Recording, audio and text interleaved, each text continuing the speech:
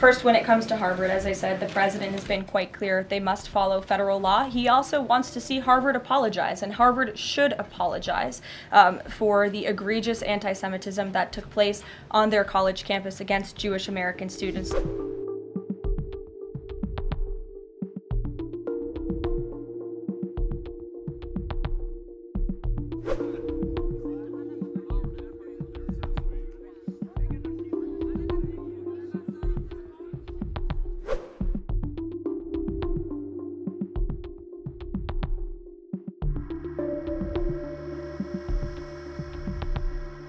In a sharp escalation of tensions between the US federal government and one of America's most prestigious universities, the White House on Tuesday said US President Donald Trump wants Harvard University to issue a formal apology over what it calls a failure to address anti-Semitism on campus.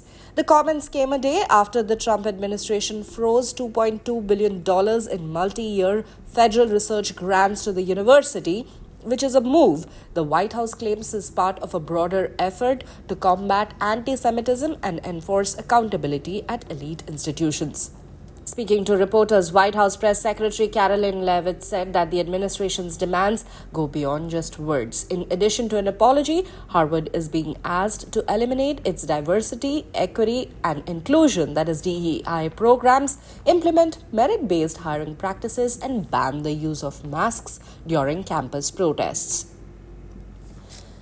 First, when it comes to Harvard, as I said, the president has been quite clear they must follow federal law. He also wants to see Harvard apologize, and Harvard should apologize for the egregious anti-Semitism that took place on their college campus against Jewish American students. There were professors who said that he had engaged in discriminatory behavior against Jewish students. Of course, you had the former president of the university saying bullying and harassment depends on the context.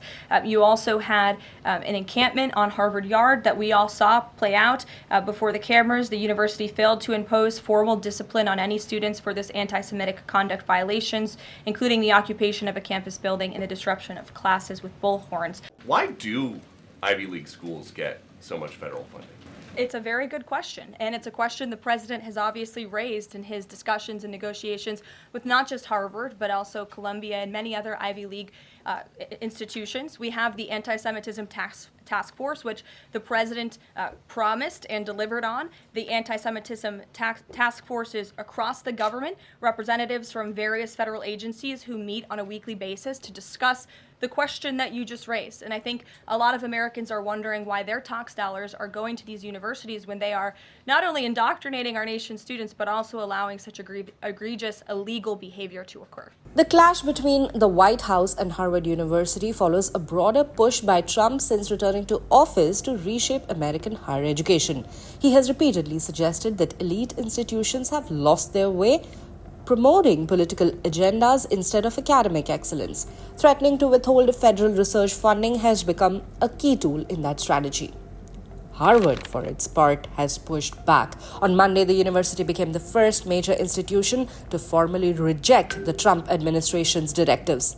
In a statement, Harvard accused the White House of attempting to control the academic community and stifle freedom of expression. The standoff places Harvard, which is the oldest university in the United States, at the center of a growing national debate over campus culture, anti-Semitism, and federal oversight of higher education. And with billions of dollars on the line, both the political and financial stakes are high.